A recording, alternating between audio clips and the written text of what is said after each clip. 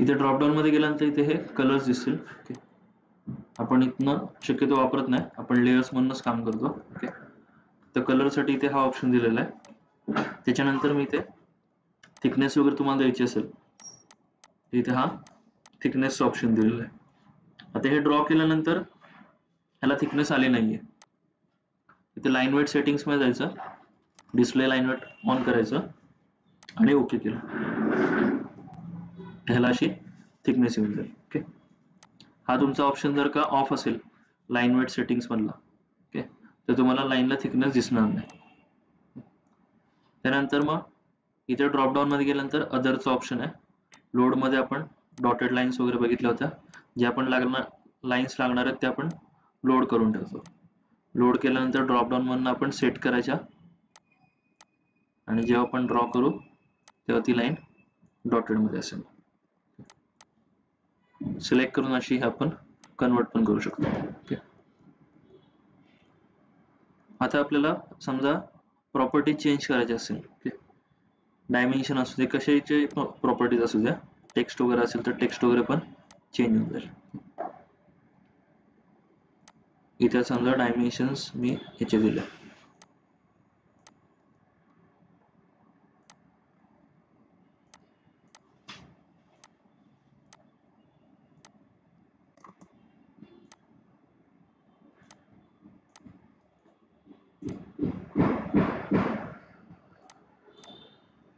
जर अशी थिकनेस देऊ.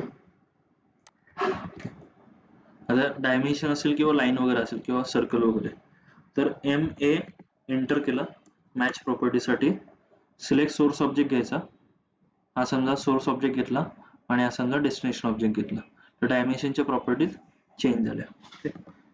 MA एंटर, शॉर्टकट लिहून घ्या, MA एंटर मॅच प्रॉपर्टीज, हा सोर्स ऑब्जेक्ट घेतला, हा डेस्टिनेशन ऑब्जेक्ट घेतला, अशा आपण प्रॉपर्टीज चेंज करू शकतो. तर हा झाला प्रॉपर्टीजचा पॅनल. अरे प्रोजेक्ट मध्ये वगैरे लागत असतं कधी कधी, एकदम समजा प्रॉपर्टीज कुठल्या तरी ऑब्जेक्टच्या वेगळ्या चेंज करायचे असेल, दुसऱ्या याच्यात टाकायचे असेल, तर आपण तेव्हा हे यूज करू शकतो मॅच प्रॉपर्टीज. हा लक्षात ठेवायचा shortcut MA enter match properties. त्याच्यानंतर मग ग्रुप बघू. आता आपण ब्लॉक कमांड बघितली होती, ब्लॉक साठी B एंटर शॉर्टकट होता. B enter block.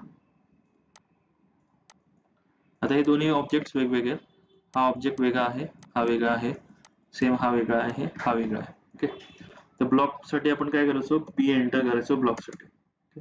इथे नाव द्यायचं,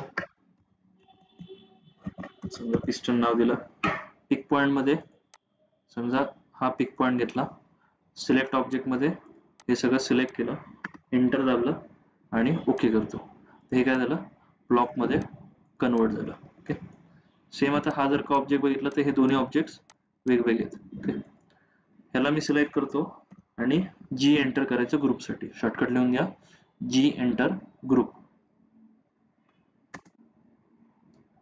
आता इथे ग्रुप केल्यानंतर काय होईल, हा सेम कंबाईन झाला ब्लॉक सारखंच. ओके, यामध्ये पण हे काय झालं, कंबाईन मध्ये झालं. ओके, आता दोघांमधला डिफरन्स काय, समजा ब्लॉक मी कॉपी पेस्ट करतो, Ctrl+C केलं आणि दुसऱ्या याच्यामध्ये Ctrl+V करायचं, पेस्ट साठी Ctrl+V, तर हे मी ब्लॉक कॉपी पेस्ट केलं. ओके, आता सेम आपण ग्रुप कॉपी पेस्ट करू, Ctrl+C आणि Ctrl+V.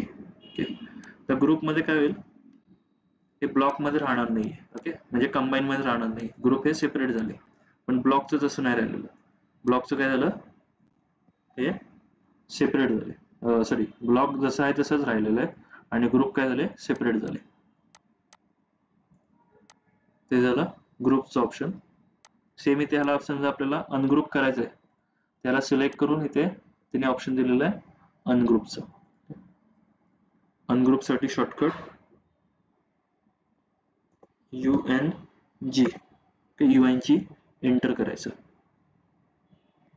आता हे सेपरेट झाले परत, ते हे झालं ग्रुपचं ऑप्शन. प्रॉपर्टीज बघितलं, ग्रुप बघितलं. त्याच्यानंतर मग युटिलिटीज मध्ये इथे कॅल्क्युलेटर वगैरे त्यांनी दिलेलं आहे. क्विक कॅल्क्युलेटर तुम्ही यूज करू शकता. त्यानंतर मग मेजर मध्ये इथे क्विकचं ऑप्शन आहे. जसं तुम्ही जाल तिथे आपल्याला डायमेन्शन्स वगैरे दिसतील. इथे 173, इथे 163, हे असे आपल्याला डायमेन्शन दिसेल. डिस्टन्स मध्ये या पॉइंट पासून या पॉइंट पर्यंत आपल्याला डिस्टन्स दिसेल 152.89. ओके. त्यानंतर मग सेम रेडियसचं ऑप्शन आहे, अँगलचं ऑप्शन आहे, एरियाचं एक ऑप्शन दिलेलं आहे. एरियावरती क्लिक केल्यानंतर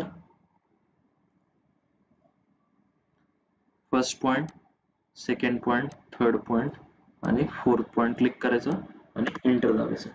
इथे आपल्याला एरिया दिसेल 11,272चा. पेरिमीटर पण दिसेल 453चा पेरिमीटर आहे. लेंथ इंटू विड्थ म्हणजे एरिया आला. कुठलाही तुम्ही पार्टचा एरिया काढू शकता. आता हे समजा मल्टिपल असतील, मल्टिपल समजा लाईन्स आहेत, तर ह्याचा आपल्याला एरिया कॅल्क्युलेट करण्यासाठी खूप टाइम जाईल. ओके. इथे प्रत्येक लाईन वेगवेगळी आहे. इथे मेजर मध्ये एरियावरती क्लिक केल्यानंतर समजा मी क्लिक करत गेलो, इथे जिथे जिथे एंड पॉइंट वगैरे असतील तिथे क्लिक करत गेलो,